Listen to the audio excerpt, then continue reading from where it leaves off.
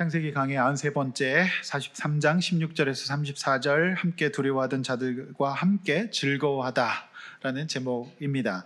1965년에 영국 H의 한 평범한 가정에서 두 딸이 태어납니다. 첫째 딸의 이름은 조라는 애칭으로 불립니다. 그녀는 문학을 전공하고 포르투갈 출신의 언론인과 결혼해서 1993년에 딸 제시카를 낳습니다. 그러나 불행히도 이 남편의 가정폭력으로 인하여서 이혼을 하고 맙니다. 홀로 된 그녀는 아이들과 함께 악명 높은 런던의 물가를 감당할 수가 없었습니다. 극한 생계 곤란을 겪었던 그녀는 이제 스코틀랜드로 이주하지만 상황은 나아지지 않았습니다. 싱글맘과 비전문직이라는 빈곤한 상황에서 어릴 적부터 꿈꿔왔던 글쓰기의 꿈을 품는다는 것은 사치가 아닐까라는 생각을 했다고 합니다. 그러던 어느 날 런던으로 가는 기차 안에서 마법 학교에 다니는 꼬마 마법사에 대한 아이디어가 떠올라서 마법 학교에 대한 책을 쓰겠다는 계획을 세웁니다. 먹고 살기도 힘들고 글 쓸 공간조차 없어서 틈틈이 그녀는 이 집 근처 카페에서 글을 썼고 그렇게 완성된 원고를 출판사에 보냈지만 번번이 거절됐다고 합니다. 아무도 그녀의 원고에 관심을 갖고 받아주는 데가 없었습니다. 마지막으로 원고를 보냈던 출판사의 사장 아들을 개인적으로 알고 있어서 한 번만 더 읽어줄 수 없겠냐는 부탁과 함께 보내봅니다. 근데 그 원고를 읽었던 출판사 아들이 너무 재밌어서 아버지에게 한번 내보시면 어떻겠느냐라는 제안을 하게 됩니다. 속는 냄 치고 아들 부탁이니까 냈는데요. 그렇게 탄생한 책이 해리포터 마법사와 돌이었습니다. 그 책은 대박이 났고 전 세계 80개 국어로 번역이 되고 3,500만 부 이상이 팔렸습니다. 이 해리포터의 그 브랜드 가치는 한화로 15조 원에 이른다고 합니다. 억만장자가 된 작가 조앤 롤링은 자신의 어려웠던 시절을 잊지 않고 꾸준히 고난에 처한 여성과 빈곤, 갈등, 차별로 고통받는 젊은이들과 어린이들을 돕는 재단을 설립해서 꾸준히 좋은 일을 굉장히 많이 하고 있다고 합니다. 그녀는 이렇게 말합니다. 무언가에서 실패하지 않고 사는 것은 거의 불가능하다. 사는 것 자체가 힘들고 고난일 수 있지만 만약 당신이 그 실패를 두려워해서 지나치게 조심스럽게 살아간다면 오히려 그것이 실패나 마찬가지다. 이렇게 말을 했던 것입니다. 우리가 잘 알고 있는 이 작품은 두려움과 스트레스와 실패를 딛고 일어선 한 여인의 집념이 담긴 놀라운 작품이었던 것이죠. 여러분, 역대급으로 길었던 설 명절 연휴를 잘 보내셨습니까? 우리는 지난주에 유다의 설득으로 드디어 아버지 야곱이 베냐민을 내려놓고 아들들은 이 베냐민을 데리고 다시 애굽으로 양식을 구하러 내려가는 장면까지 보았습니다. 오늘은 이제 그들이 요셉과 만남 그리고 대화가 적혀있는 그런 성경 말씀이 되겠습니다.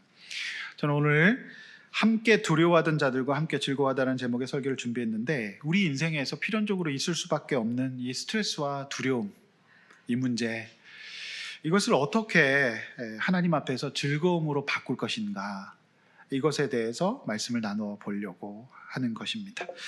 여러분, 하나님 말씀을 들으십시오. 이제 본론 첫 번째, 함께 두려워하는 형제들 16절에서 22절 말씀 되겠습니다. 주보 말씀을 잘 보시면서 제 설교를 들으시길 바랍니다. 설교는 목사가 하고 싶은 말을 하는 것이 아니라 하나님의 말씀을 여러분에게 들려드리는 것입니다. 그래서 성경 말씀을 잘 들으시길 바랍니다. 16절, 애굽의 총리 요셉은 베냐민이 그들과 함께 있음을 봅니다. 형들이 자신의 말을 듣고 그대로 실행했다는 것만 지금 요셉이 보고 있는 겁니다. 우리는 이 대목에서 지난주에 아버지 야곱이 베냐민을 데려가지 말고 많은 사람들 틈에 끼어서 양식을 사오라는 아버지의 말이 얼마나 말도 되지 않는 것인지를 확인하게 됩니다. 요셉은 베냐민만 보고 있는 겁니다. 그리고 형들이 그 아버지를 설득해서 데리고 왔는지 안 됐는지 이것만 시퍼렇게 눈 뜨고 보고 있기 때문에 베냐민 안 오면 아무것도 안 되는 겁니다. 만약 유다가 자신을 보증으로 내세우고 책임있게 나서고 아버지 야곱이 전능하신 하나님 앞에서 엘샤다이 하나님 앞에서 그 베냐민을 내려놓지 않았다면 오늘 이런 만남은 불가능한 것입니다. 얼굴을 보지 못합니다. 완전히 꼬여버리는 겁니다. 요셉에게는 베냐민이 보여야 됩니다. 아무 일도 하지 않으면 아무 일도 일어나지 않습니다. 하나님의 은혜는 일방적으로 우리에게 주어지지만 그 은혜에 대한 합당한 반응과 적용이 있을 때 우리는 더 풍성한 은혜를 누릴 수 있다는 것을 아셔야 합니다. 요셉은 자신의 부하 직원인 청지기에게 그들을 공적인 자리가 아닌 자신의 집으로 초대합니다. 이제 이 공적인 장소가 아니라 사택, 집으로, 관사로 초대하는 것이죠. 그리고 성대한 음식을 준비하고 정오의 식사 자리에 초대합니다. 자, 17절, 그 청지기는 요셉의 명대로 형들을 요셉의 집으로 인도합니다. 근데 이제 18절이 좀 이상한데요. 형들의 반응이 나옵니다. 지금 그 애굽의 총리가 성대한 짐승을 잡아서 잔치를 준비해 놨는데요. 이 형들의 반응은 감사하고 기뻐하기는커녕 지금 두려워합니다. 이상하지 않습니까? 그 일반적으로 두려움은 이제 스트레스를 발생시키고요. 이것이 지속되면은 이제 불안을 발생시키거든요. 근데 이 형제들이, 요셉의 형들의 두려움과 이 스트레스 원인은 지난번에 자신들의 자료에 그대로 들어있던 돈 때문이었습니다. 형들은 온갖 부정적 상상을 합니다. 뭐라고 얘기합니까? 이 일로 우리를 시몬처럼 다 잡아 가둘 것이다. 그리고 우리에게 달려들어 노예로 삼을 것이다. 달려든다는 건 이제 폭력을 말하는 것이죠. 그리고 나귀도 빼앗을 것이다. 여러분, 이게 말이 됩니까? 애굽의 총리 요셉이 그 히브리 나귀 좀 빼앗는다고 무슨 큰 유익이 있겠습니까? 말이 안 되는 겁니다. 얼토당토 않는 얘기입니다. 이처럼 사람이 심한 불안 가운데 있고 스트레스 가운데 있으면 이런 합리적인 사고와 행동을 할 수가 없습니다. 말도 안 되는 생각을 하는 겁니다. 그래서 여러분, 그 두렵거나 스트레스를 많이 받으실 때는 중요한 결정하시면 안 됩니다. 비합리적일 가능성이 굉장히 많은 것이죠. 이 형들의 이런 행동은 불안한 사람의 전형적인 증상입니다. 자, 한 걸음 더 나아가서 이 형들의 이런 행동에는 영적인 문제, 즉 죄의 문제가 있다고 제가 지난주 말씀드렸습니다. 우리에게 달려든다. 이게 폭력을 뜻하는 거잖아요. 그런데 여러분 생각해 보십시오. 누가 달려들었습니까? 요셉에게 달려들어 폭력을 행사하고 강제로 노예로 판 사람들은 형 아닙니까? 그러니까 이 형들은 본인들이 달려들었던 사람이기 때문에 비슷한 환경이 벌어지면 달려들 거라고 생각하는 거예요. 그리고 요셉의 채색 옷을 벗겨버리고 빼앗았어요. 이 빼앗는 거의 전문가가 형들 아니겠습니까? 그러니까 이들은 자신들도 뺏길 거라고 생각하는 겁니다. 즉, 죄라고 하는 것은 피해자에게도 큰 상처를 남깁니다. 죄로 인하여서. 그런데 이 죄의 속성은 가해자에게도 그대로 남는 겁니다. 이 죄는 그래서 정말 해결해야 됩니다. 이 죄 때문에 가해자, 피해자, 특별히 형들은 가해자였는데 본인들도 그대로 당할 것을 알고 있는 거예요. 근데 이건 얼토당토 되지 않는 말이었습니다. 그러니까 이 죄 문제 때문에 스트레스가 더 발생되는 겁니다. 그리고 불안이 가중되는 겁니다. 결국 이제 죄의 근원이, 이제 스트레스 근원이 죄에 있다는 거, 제가 지난주 말씀드렸고, 그 증상을 오늘 우리는 또 확인하게 되는 것이죠. 19절, 자, 그들은 요셉의 집 청지기에게 가까이 나가 그 집 문 앞에서 그에게 말합니다. 그러니까 이 장면 생각해 보십시오. 이 집 문을 넘으면 그 안에는 지금 성대한 화해와 사랑의 잔치가 준비되어 있는데 이 형들은 그 문 앞을 못 넘는 겁니다. 거기 들어가면 다 빼앗기고 달려들 것이고 거기서 사단이 날 것처럼 생각을 하는 겁니다. 그러니까 이 문 앞에서 청지기를 붙잡고 말을 하는 겁니다. 두려움에 사로잡혀서. 그럼 그 상황을 한번 생각을 해보십시오. 이 좋은 자리를 앞두고 이 좋은 날에, 근데 그 싸움은 꼭 이렇게 좋은 날에 나죠. 이렇게 좋은 잔치가 안에 준비되어 있습니다. 근데 그 문 앞에서 두려워하는 거예요. 저기 도살장에 끌려가는 짐승처럼 저기 들어가면 죽을 것처럼. 참, 저는 어렸을 때 고속버스 타는 게 왜 이렇게 무서운지 모르겠어요. 그 그레이하운드 옛날 그 하얀 차 그거 타면 꼭 죽을 것 같아. 그러니까 안 간다고 뗐었던 기억이 나거든요. 왜 그랬는지는 모르겠습니다. 그러니까 이 형들이 이런 모습은 천국 잔치 문 앞에서 문턱을 넘지 못하고 두려워하고 있는 그 모습 아니겠습니까? 이것이 바로 죄 가운데 있는 인간의 실상입니다. 저는 이 말씀을 묵상하면서 하나님과의 교제, 성도의 친밀한 교제, 이런 안으로 들어오지 못하고 머뭇거리는 분들을 종종 보게 되거든요. 예, 그래서 뭔가 이제 교회 나오면은 뭐 큰일 날 것처럼, 그 다음에 막 이렇게 공동체 교제 가운데 들어가는 것을 굉장히 부담스러워하고 힘들어하시는, 어려워하시는 분들도 계세요. 그렇죠? 그래서 저는 정말 기도했습니다. 그래서 지난주에 제가 이런 현상들을 이제 하나님의 섭리 가운데 지체하고 있는 거라고 말씀드렸습니다. 나의 죄를 위해 십자가를 지시고 부활하신 예수님 앞에서 내 죄를 회개하고 그분을 나의 주 나의 하나님으로 영접하시고 하나님의 자녀가 되십시오. 지체하지 마십시오. 그 문턱을 넘으십시오. 그리고 천국의 모형인 교회 공동체로 나오십시오. 두려워하지 마시길 바랍니다. 뭐가 두렵습니까? 그곳에는 성대하고 풍성한 용서와의 화해의 장, 하나님의 나라가 준비되어 있는 겁니다. 근데 그 문턱에서 지금 못 넘는 거예요. 그래서 그 문턱을 넘으시기를 바랍니다. 우리 그 안으로 들어갑시다. 죄 가운데 거하며 믿음이 없었던 형들은 혹시 그곳에서 무슨 일을 당할까? 이 두려운 마음으로 그야말로 안 해도 될 쓸데없는 말을 계속 이어갑니다. 22절까지 20절 22절이 바로 그 말씀이에요. 이거 안 해도 될 말이에요.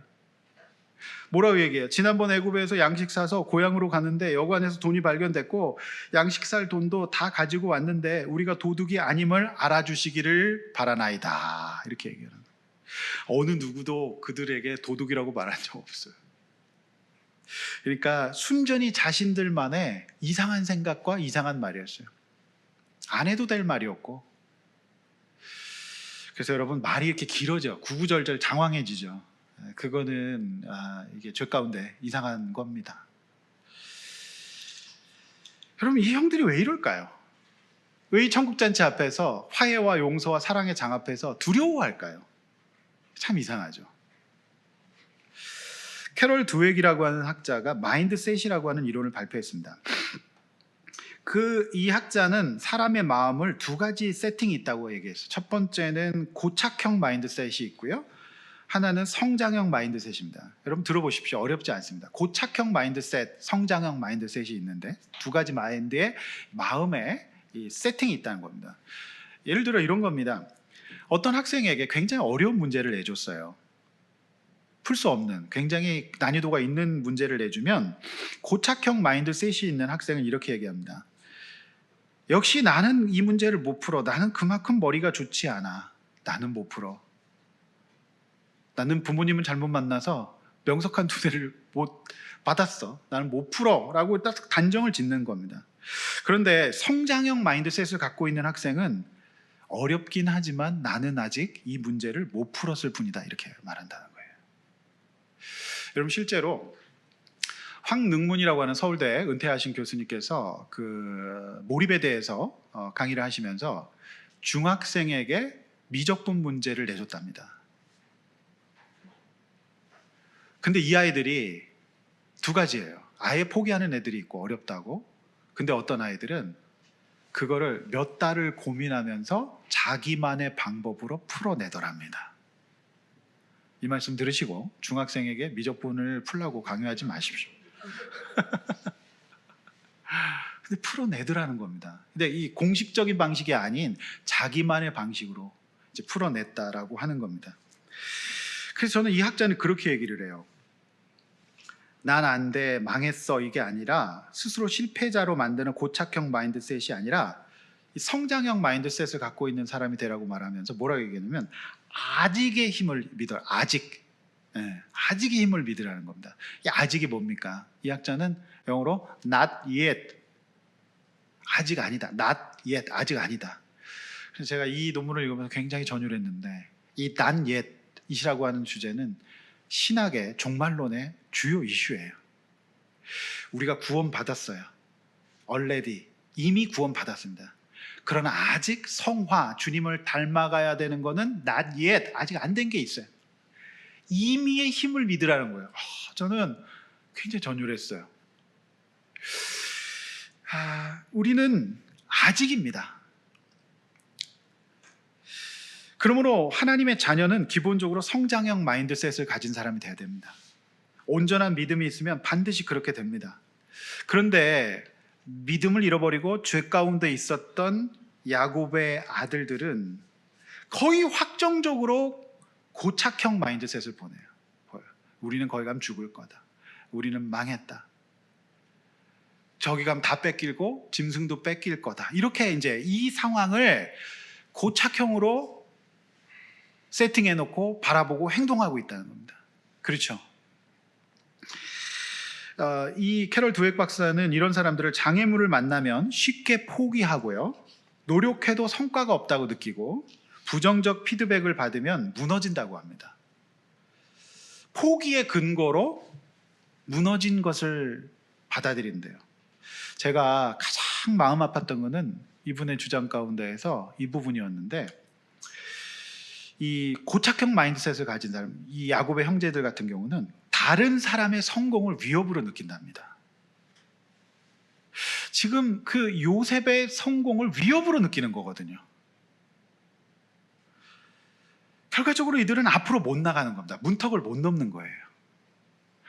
자기 능력을 충분히 발휘하지 못하고 할 수 있는 게 아무것도 없다고 생각해요. 반면 성장형 마인드셋을 가진 사람들은 도전을 즐기고 시행착오를 두려워하지 않고 좌절하더라도 포기는 안 해요. 숙련되기 위해 더 노력하고 비난이나 부정적인 평가를 받았을 때 이걸 통해서 무엇을 배울까를 생각한답니다. 너무 다르죠.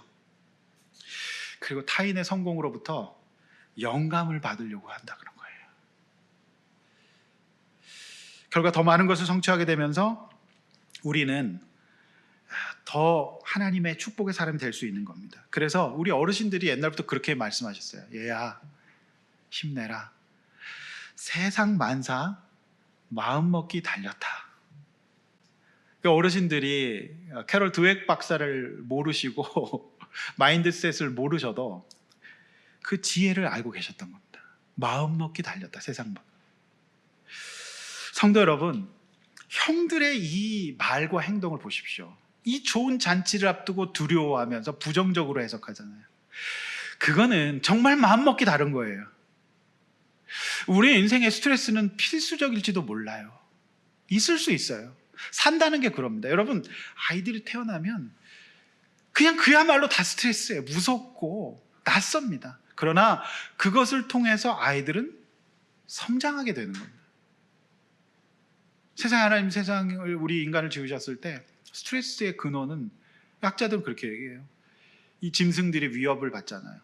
그러면 스트레스 발생하고 이 불안이 조성되면서 강력한 에너지가 나오면서 도망갈 수 있다는 겁니다. 진짜 문제가 있는 사람 누군지 아십니까? 아무 근심과 걱정과 스트레스가 없는 사람이에요. 마치 이런 거죠. 내일 시험인데도 세상 평안한 아이들. 그건 문제입니다. 그러니까 우리가 이거를 대했을 때 형들처럼 생각하지 말아야 된다. 하나님의 이 성장 가능한, 아직이다 나는, 요 마음을 가지고 살아야 된다는 거, 그거를 오늘 이 본문을 통해서 우리는 알 수 있습니다. 죄 문제는 누구 앞에서? 예수 그리스도 앞에서 해결하고요. 그분의 사랑과 은혜로 우리가 정케 되어, 우리가 그 찬송 부르지 않았습니까? 예수는 우리를 정결케 하시는 분이십니다. 아멘. 그리고 우리 역시 이 땅 가운데 살아가면서 불안과 염려와 스트레스 상황을 맞이할 때 내가 주님 앞에서 성장하는 존재고 하나님의 은혜 가운데 있는 사람이라는 것을 딱 잡으시고 해석하시길 바랍니다. 그 문턱을 넘으시기를 바랍니다. 그 속에서 자꾸 부정적으로 생각하지 마시기를 바랍니다. 그 해석이 우리에게 필요한 거죠. 믿음의 마인드셋을 가질 수 있기를 주님의 이름으로 축원합니다. 오늘 두 번째, 함께 즐거워하는 형제들 23절 43절까지의 말씀입니다. 성경을 보십시오. 저는 오늘 23절, 오늘 본문 가운데 가장 아름다운 본문이라고 생각해요. 23절 밑줄 그으시고 여러분 한 주간 또 적어 놓으시고 한 주간 내내 묵상하십시오. 정말 아름다운 말씀입니다. 23절 한번 같이 읽어볼까요? 시작. 그가 이르되 너희는 안심하라, 두려워하지 말라. 너희 하나님 너희 아버지 하나님이 재물을 너희 자루에 넣어 너희에게 주신 것이니라. 너희 돈은 내가 이미 받았느니라. 하고 시몬을 그들에게로 끌어내고 할렐루야. 정말 아름다운 말씀이에요. 안심하라. 두려워하지 말아라. 그리고 참 더 은혜로운 거는 돈은 넣어둬라. 예? 그리고 이미 그들이 걱정하고 시몬 형도 다 데리고 왔다. 이겁니다. 여러분, 요셉의 부하 직원은 과연 청지기가 맞아요. 청지기는 진짜 신실한 사람 청지기라고 얘기하잖아요. 맞았어요. 그는 애굽 사람이었고 애굽의 공직자였어요. 그가 무슨 믿음이 있었겠습니까? 그런데 23절에 이 말은요, 그 요셉이 한 말이 아니라 요셉의 부하 직원이 한 말입니다. 청지기가 한 말입니다. 그러니까 요셉이 이 말까지 해주라고 지시한 적 없어요. 근데 그는 요셉을 모시고 있는 부하 직원으로서 만약에 이 자리에 요셉이 와 있다면 이렇게 얘기하지 않았을까? 평소 그가 읽었던 주인의 마음을 대변해 준 겁니다. 저는 참 이 공무원 대단한 사회생활이라고 봅니다. 저는 이런 사회생활 하시면 반드시 승진하실 줄로 믿습니다. 또 이런 직원을 데리고 있으면 진짜 축복입니다. 네, 그래서 교회에도 이런 청지기들이 많아야 돼요. 얼마나 이게 은혜로워요. 이 정말 대단한 직장생활의 내공 아닙니까? 그래서 여러분, 이번 달 말에요, 현대그룹에서 인사담당 임원으로 일하셨던 분이 책 내셔서 제가 섭외해가지고 이번 달 말에 그분 강의가 예정되어 있습니다. 꼭 들으시고 도움 받으셨으면 좋겠습니다. 할렐루야. 이 사람은, 이 직원은, 이 청지기는 직원들을 불안하게 하고 증폭시키는 사람이라 불안한 사람들을 다스리고 안심시키는 직원이었어요. 참 좋은, 이런 청지기가 있으면은요, 그런 회사, 그런 교회는 망하지 않습니다. 정말 대단한 것 같아요. 마치 예수님이나 사도 바울이 한 말 같은 이 아름다운 언어가 애굽의 일개 공무원이 했다는 말 점에서 저는 굉장히 놀랐어요. 어떻게 이런 말을 할 수 있을까? 이 대단한 성장형 마인드셋을 갖고 있는 사람이다. 그렇게 보여집니다. 우리는 불안에 떨고 있는 사람, 스트레스 가운데 있는 사람, 죄 문제를 해결하지 못하는 사람에게 이렇게 대할 줄 알아야 돼요. 이 말이 두려움 가운데 스트레스 받고 있는 형들에게 얼마나 큰 위로가 됐겠습니까? 안심하라. 두려워하지 마라. 하나님이 주신 것이다. 돈은 넣어둬라. 너희들이 걱정하고 있는 형님도 시몬 형도 다 데리고 왔다. 제가 볼 때는 완벽한 구원의 메시지예요. 저는 두려움 가운데 있는 남편들을 우리 아내 성도님들께서 청지기처럼 위로해 줄 수 있기를 축원합니다. 아멘은 아무도 안 하실 줄 알았습니다. 이러면 저 남편들은요, 그냥 힘이 나요. 좀 하십시오. 그리고 자녀들에게 그렇게 하십시오. 너무 아름답잖아요. 물론 남편들도 하셔야죠. 불안장애 통계를 보면요, 여성이 압도적으로 불안이 높습니다. 남자들은 기본적으로 불안도가 현저하게 떨어져요. 여러분, 저도 이런 청지기 같은 목회자가 되고 싶더라고요. 이 본문을 보면서. 그래서 오늘도 일부 예배 때 이제 오신 성도님들이 이제 다음 주에 등록하신다 그러는데, 그 남편분이 오늘 말씀 정말 은혜 받으시더라고요. 자영업 하시는데 많이 어려우시대요. 진짜 위로해 드렸죠. 설교를 듣고 있는 게 보이더라고요. 그래서 위로 드렸어요. 우리 용인 동해교회가 불안 가운데 있는 분들과 함께 그분들을 위로하고 살리는 교회, 동행하는 교회가 되고 싶습니다. 그런 청지기와 같은 사명을 우리가 감당해야 되지 않겠습니까? 그런 성도들, 그런 교회 됩시다. 얼마나 아름답습니까? 영혼을 담아서 주인을 모시고 주인의 마음을 대변해주는 청지기. 참 아름답습니다. 우리 옆에 있는 분들에게 안심하세요. 인사합시다. 오늘 안심으로 드십시오. 죄송합니다. 등심 아니라 안심으로. 평안하십시오. 인사합시다. 교회는 그런 곳이 돼야 돼요. 그냥 그 목자님 보면 그냥 안심이 돼야 돼요. 그냥 그 권사님, 그 전도사님, 그 목사 보면 그래야 돼요. 불안을 자극하면 안 되죠. 얼마나 세상이 힘든데요. 안심하십시오. 하나님 여러분과 함께 하실 겁니다. 안심하라 두려워하라 하나님 주신 것이다. 여러분 24절 이제 봅니다. 23절이 언어적인 위로였다면 24절은 행동 위로입니다. 그래서 위로는 말과 행동으로 할 수 있습니다. 근데 어떤 분들은 그래요. 위로 뭐 이런 사랑 말은 필요 없어 행동으로만 보여줘 이런 분들 꽤 계시죠. 그만 말해 지겨워 이벤트 싫어하고 막 그런 분들 계시죠. 행동을 보여줘 현금으로 이런 분들 계시거든요. 그런데 여러분 이게요 이 위로가 이 청직의 위로는요 말과 행동이 함께 있어요. 그렇게 따뜻하게 위로하고서요 뭐라고 어떤 행동을 하면 24절에서 따뜻한 물을 주어서 발을 씻게 합니다. 그리고 야곱의 형들이 가장 걱정하고 있었던 거 나귀 뺏길까 요거를 나귀에게 최고급 먹이를 준다. 최고급은 성경에 없는데 워낙 부잣집이라서 최고급으로 주지 않았겠습니까? 이렇게 이 나귀들에게 먹이를 줘요. 여러분 이게 얼마나 이제 확정적으로 위로 주는 거죠. 그래서 우리 위로와 사랑은 말과 행동으로 합시다. 네. 같이 있어야 돼요. 같이. 또 어떤 분들은 이제 친데레라 그러죠. 말은 안 해. 그런데 행동으로만 하는 사람들도 있어요. 그것도 건강하지 않은 겁니다. 그래서 말과 행동으로 위로할 수 있기를 원합니다. 다음에 25절 요셉의 형들은 청지기의 따뜻한 위로와 섬김을 받으면서 마음에 따뜻한 바람이 좀 불어요. 그래서 들어갑니다. 그 문턱을 넘어요. 근데 아직 긴장의 끈을 놓지 못하고 있어요. 그러니까 이 성경을 통해서 알 수 있는데요. 25절에 예물을 정돈하고 요셉 오기를 기다려요. 여러분 그거 아십니까? 불안이 높은 사람이 강박이 옵니다. 이 불안이 높잖아요. 정리 안 돼 있는 걸 되게 힘들어할 수 있어요. 불안 아무것도 없는 사람은 천하태평입니다. 방이 더러워요.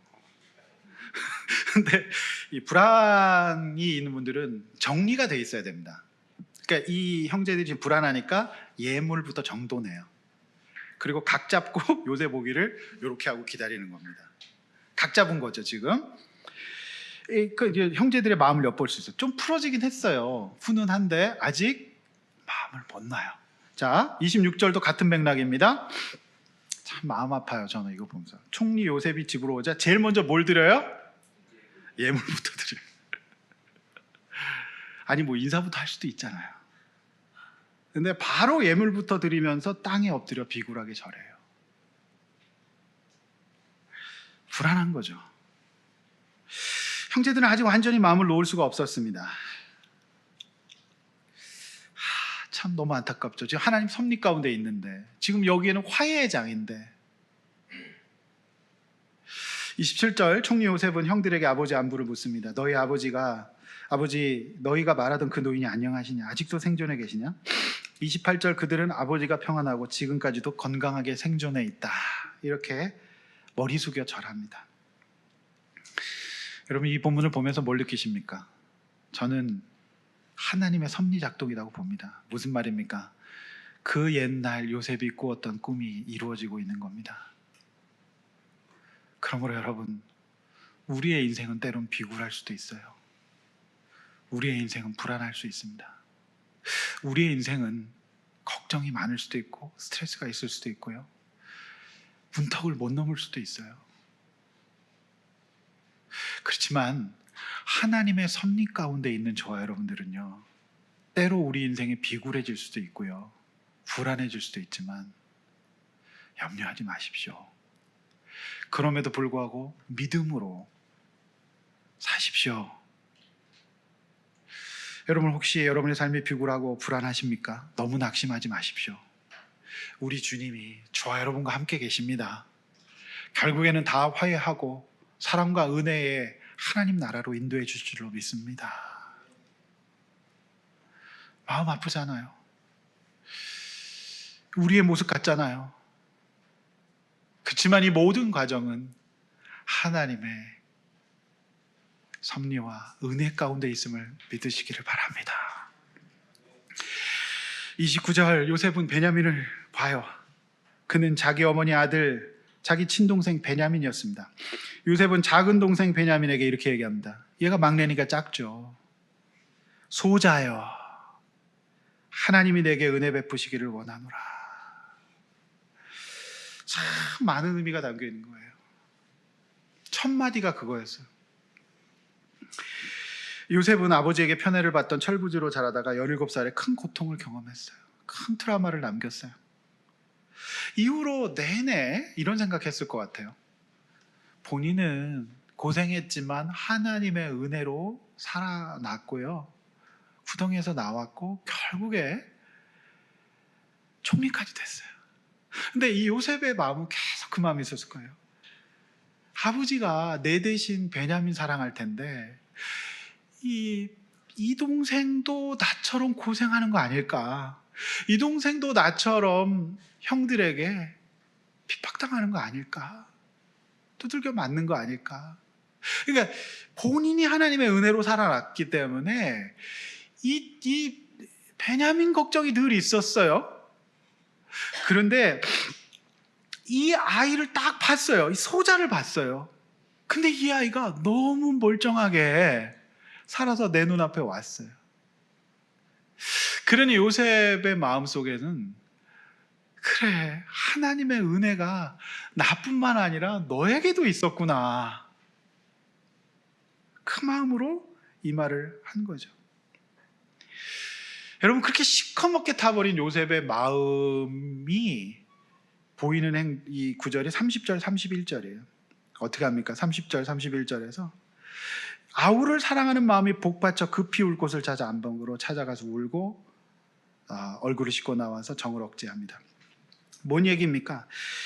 그 하나님의 그 은혜 앞에서 사랑하는 마음 복받쳐서 참을 수가 없어서 안방으로 들어가서 한참을 웁니다. 이 얼마나 울었는지 눈이 퉁퉁 부었을 정도에 얼굴을 씻지 않으면 가릴 수 없을 정도로 많이 울었어요. 그리고 청지기에게 억제하고 음식을 차려 명합니다. 성도 여러분, 우리는 하나님의 은혜가 아니면 한시도 살아갈 수 없어요. 요셉이 그토록 한참 울었던 것은 동생을 봐서 반가울 수도 있는 것도 있겠지만 이 하나님의 은혜가 나에게도 있었고 과연 동생에게도 있었구나. 애가 때깔이 곱거든요. 멀쩡하거든요. 귀엽거든요. 그러니까 하나님의 은혜, 그러니까 요셉의 그 억제되었던 마음을 주체할 수 없이 흔들어 놓은 거는 하나님의 은혜였다는 거예요.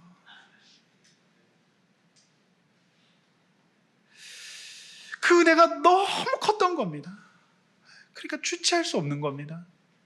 이건 세상에 예술이 줄 수 있는 감동하고는 차원이 다른 감동. 정말 은혜 앞에서 이렇게 울었던 겁니다. 여러분, 눈물에도 종류가 있답니다. 이 안과 의사 최승일의 눈 이야기라는 책에 보면은 눈물이 맛이 다 다르답니다. 여러분, 그 분노의 눈물은 짜답니다. 그리고 슬픔의 눈물은 시고요. 기쁨의 눈물은 달답니다. 그러니까 오늘 이 요셉의 눈물은 달았을 거예요. 그러니까 이 눈물이 이제 세 가지가 있는데, 기본적으로 일반적인 눈물, 그러니까 안구를 보호하기 위해서 눈의 윤활 역할을 하는 그 눈물이 있고요. 두 번째 눈물은 반사적인 눈물이 있답니다. 반사적인 눈물은 우리가 이제 양파를 깠다든지 체류탄 가스를 맡았다든지 눈에 티가 들어갔으면 이제 반사적으로 눈을 보호하기 위한 성격의 눈물이 있습니다. 세 가지, 마지막 세 번째는 정서적 눈물이 있습니다. 이 정서적 눈물이 바로 오늘 본문의 요셉의 눈물인데요. 이 정서적 눈물을 흘릴 때 여러분, 그 전문가들의 말은 또 참 들어볼 만한데 이렇게 말합니다. 이 정서적 눈물이 나오잖아요. 그러면 그 눈물 속에 각종 스트레스 호르몬과 독소가 눈물에 포함되어서 배출된답니다. 치료적인 효과가 있는 거죠.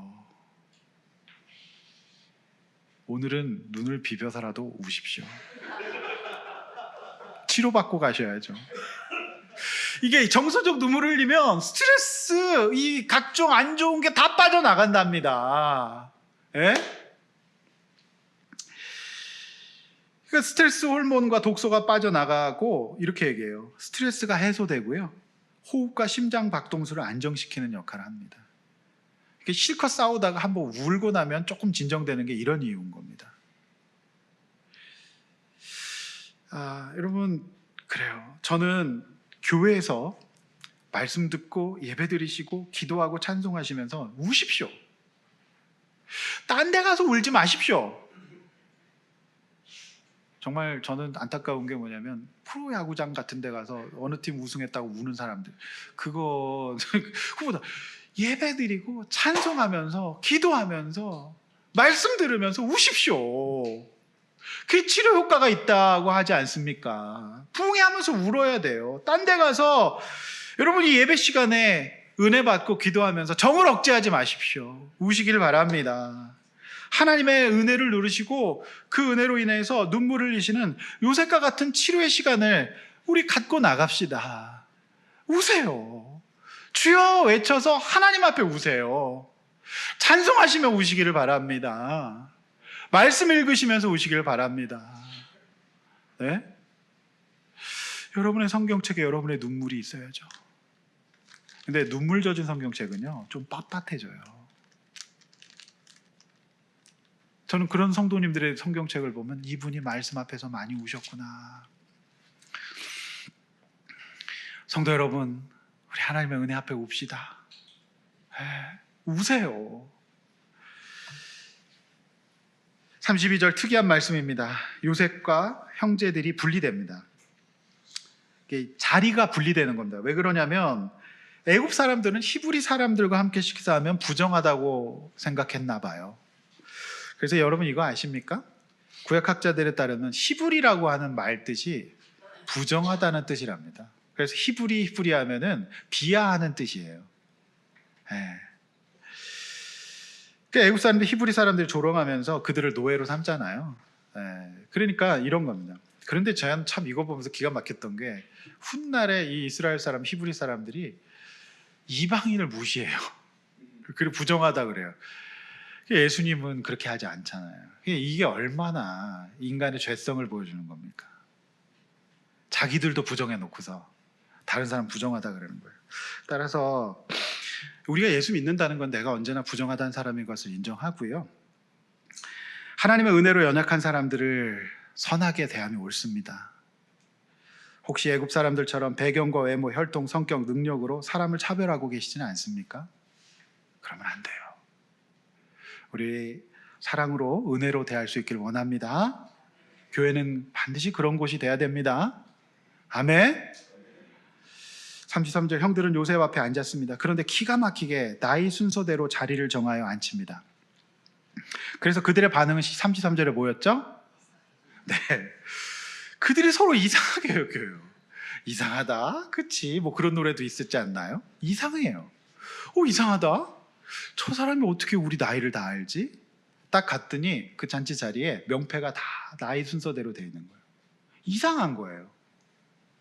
이상하죠. 여러분, 저는 여기 이상하다 밑줄 그십시오.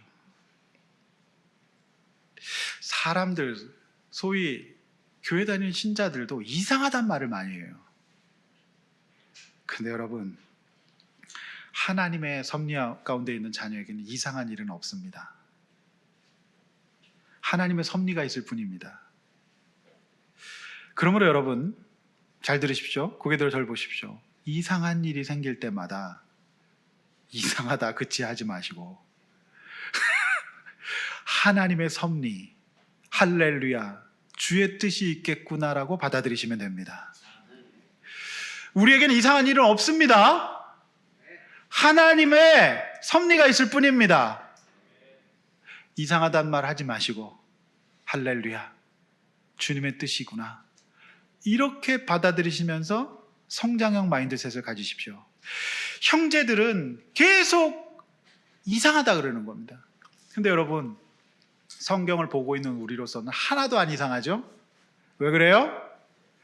총리가 요셉이라는 걸 알고 있으니까 그건 당연히 이상하지 않죠. 즉 하나님의 섭리 가운데에서는 이상한 일은 없다는 말입니다. 지난 역대급으로 길었던 설 연휴 가운데 이상한 일을 겪으셨습니까? 이상한 일은 없습니다. 하나님의 섭리가 있을 뿐입니다. 할렐루야 외치시면 돼요. 하나님의 인도하심과 섭리를 모르는 형들로서는 이상하죠. 성경을 보는 우리는 이상하지 않습니다. 우리도 형들처럼 그러고 살고 있다는 겁니다. 마지막 34절, 이 구절 역시 굉장히 인상적이에요. 34절 여러분 보시면 34절은 한번 읽어보시죠. 예민한 구절입니다. 화나는 구절이니까 열받으시라고 한번 읽어드리겠습니다. 읽습니다. 시작.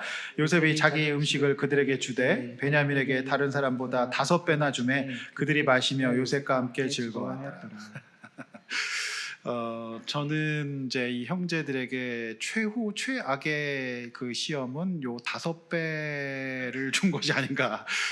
여러분 사람이요, 적어도 먹는 걸로는 장난치면 안 돼요. 근데 먹는 걸로 5배를 얘한테 주네? 만약에 여러분 그렇게 되면 어떻게 하겠습니까? 요거 먹는 거 좋아하는 사람들은 못 견딥니다. 요거 지옥이라도 이거는 안 됩니다. 5배를 쟤한테만 줘? 여러분 아이들에게 하나에게 5배 줘보십시오. 걔 교회 안 나올걸요? 여러분 이거 참 문제적인 구절이잖아요. 왜 이렇게 했을까? 그런데요, 저는 이 구절이 해석이 돼요. 어떻게 해석이 되냐면 사실 좀 유치한 방식이잖아요. 이 방식이 티가 나는 방식이고 먹는 걸로 장난치는 거거든요. 그 빈정상하기 딱 알맞잖아요. 너무 티나고. 여러분 그런데요, 굉장히 유치한 방식이었음에도 불구하고 저는 형들은 불편한 기색 없이 요셉과 함께 즐거워했습니다. 그렇죠? 자, 이걸 통해서 알 수 있는 게 뭡니까? 네, 소리가 굉장히 신경 쓰이는데, 네, 저에게 굉장히 어려운 시험입니다. 자, 형들은 이미 왜 이거를 형들이 이 불편한 상황조차 함께 기뻐할 수 있었을까를 저는 해석할 수 있었는데, 들어보십시오. 이겁니다. 유치한 방식이었는데 형들은 이미 아버지 야곱이 볼모로 잡혀있는 시므온을 걱정하고 편애하던 막내 베냐민을 잃어버리면 이르리라는 내려놓는 결단 속에서, 제가 지난주 말씀드렸지만 이미 마음이 다 풀어졌어요. 아마 여러분 지난주 본문에서 있었던 것처럼 야곱이 결단하고 엘샤다이 하나님 앞에서 내려놓지 않았다면 형들은 지금 요거 감당 못합니다. 그러니까 이게 입장이 같은, 이미 풀어진 마음이었기 때문에 형들 입장에서는 어린 저 녀석이 함께 따라와 준 것만 해도 귀엽고 예뻤던 거죠. 근데 만약에 지난주 본문에서 아버지 야곱이 베냐민을 여전히 내려놓고 있지 않았다면 이런 일을 함께 즐거워할 수 없습니다. 이미 풀어져 있어요. 그러니까 제가 좀 많이 받은 신경은 쓰였지만 표정 관리가 가능했던 겁니다. 저는 신경은 쓰였을 거라고 봅니다. 저만 그래요? 그렇지 않겠나요? 그렇죠? 그러나 표정 관리하면서 함께 즐거워하는 것으로 나갈 수 있었던 것은, 이미 지난주에 제가 말씀을 울었다 그랬잖아요. 이미 그때 치료가 됐어요. 함께 울지 않았겠습니까? 그러니까 이제 저 어린 녀석인데 귀여운 거죠. 그러므로 여러분 회개는 꼭 어른들이 하셔야 됩니다. 어른들이 회개하지 않고 풀어주지 않으면 함께 즐거워할 수 없다는 말입니다. 여러분 함께 5배나 더 많이 받은 베냐민을 보고도 시험에 들지 않고 요셉과 함께 즐거워 있었던 것은, 이 시험이 어려운 시험이었지만 제가 말씀드린 다른 사람의 성공을 시기하지 않고 질투하지 않은 성장형 마인드셋이 믿음으로 말미암아 이미 장착됐고 치료되었기 때문이라고 저는 해석합니다. 5배나 더 많이 받았는데 요거 해석하는 거 진짜 어려운 성장형 마인드셋입니다. 그런데 여러분 이미라 그랬죠? 우리가 이 여호수아에서 확인하죠. 다 그들도 동일하게 많이 받습니다. 할렐루야. 네, 그러므로 5개 좀 더 받았다고 양이 좀 더 많다고 너무 시험에 들지 마시길 바랍니다. 이 초등학생들이 어려운 시험입니다. 그죠? 우리 아이들은 다른 부서에서 뭐 먹는가에 굉장히 관심이 많아요. 그래가지고 좀 차이 나면 난리가 나서 저희 교회 간식은 동일합니다. 성도 여러분, 참 은혜로운 말씀이죠. 저는 여러분들이 이 믿음으로 함께 두려워하던 자들에서 함께 은혜로 기뻐하고 즐거워할 수 있는 그런 가정 되시기를 주의 이름으로 축원합니다. 우리 행복했으면 좋겠어요. 말씀 맺습니다. 모든 두려운 상황 속에서 예수님 앞에서 나의 죄로 회개하고 죄의 문제가 해결되어야 합니다. 이게 복음이죠. 십자가입니다. 그리고 교회 문 앞에서 머뭇거리지 맙시다. 나아갑시다. 두려워하지 마십시오. 여러분들에게 천국 잔치가 예비되어 있습니다. 할렐루야. 하나님의 청지기들이 위로를 받고 안심하십시오. 하나님의 은혜 앞에서 이상히 여기지 마십시오. 그리고 형제들과 함께 즐거워하시는 천국 백성 되시길 바랍니다. 우리 관계가 어렵죠. 세상에서 제일 어려운 게 관계거든요. 근데 교회에 오시면서도 그 이전의 관계 때문에 교회도 관계가 어렵지 않을까라고 생각하시는 분들 많은데 그렇게 생각하지 마십시오. 교회 하나님의 청지기들이 여러분들을 잘 섬겨 드릴 것입니다. 믿으시기를 바랍니다.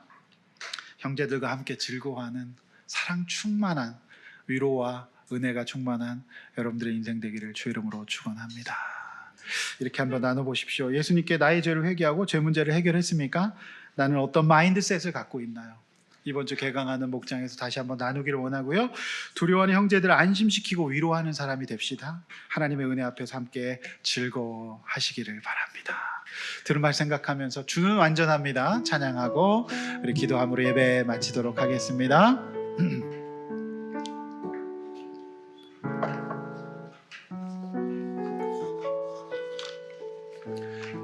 주여 우리는 연약합니다.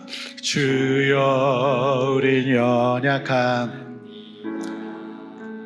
우린 오늘을 힘겨워합니다. 오늘을 힘겨워합니다. 주 뜻 이루며 살기에 주 뜻 이루며 살기에 부족한 우린 연약합니다. 우린 연약합니다. 주여 우린 넘어질 수 있습니다. 불안합니다. 오늘 하루를 염려 가운데 실수합니다. 오늘 하루를 또 실수합니다. 주의 긍휼을 구하 죄인입니다.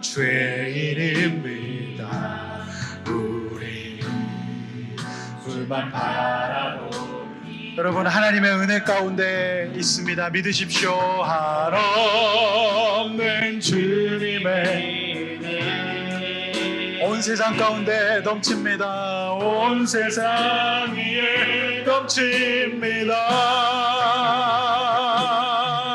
가릴 수 없는 주 영광 온 땅 위에 충만합니다. 온 땅 위에 충만합니다. 주님만이 길이 오니 우린 그 길 따라갑시다. 우린 그 길 따라갑니다.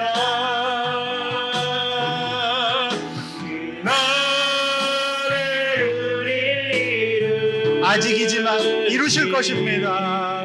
주는 완전합니다. 주는 완전한 한없는 하나님의 은혜 우리 손들고 다시 한번 간절한 마음으로 하나님 내 삶에 임하여 주시옵소서. 온 세상 위에 넘칩니다. 가릴 수 없는 주 영광 온 땅 위에 충만합니다. 온 땅 위에 충만합니다. 주님만이 길이 오니 우린 그 길을 따라갑니다. 우린 그 길 따라갑니다. 그날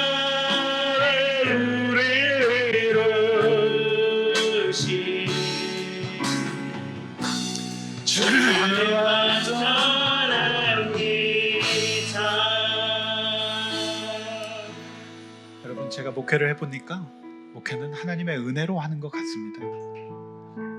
근심되는 일도 많고 그렇지만 하나님의 은혜 앞에서 우리가 성장형 마인드셋을 가지고 믿음으로 사는 방법밖에 없는 것 같습니다. 여러분, 이 시간에 함께 같이 기도할 때 여러분 어떤 두려움과 염려, 근심 있으십니까? 있으시죠? 그러나 여러분 택자입니다. 하나님 여러분 구원하셨습니다. 여러분 하나님께서 여러분 삶을 반드시 이상하지만 인도하실 겁니다. 그 믿음 가지고 달리 보게 해달라고, 그래서 하나님 앞에 성장하고 성숙하게 해달라고, 하나님 은혜 베풀어 달라고, 그래서 내 인생이 함께 즐거움의 인생 되게 해달라고, 행복한 인생 되게 해달라고 주 한번 외쳐 기도하겠습니다. 주여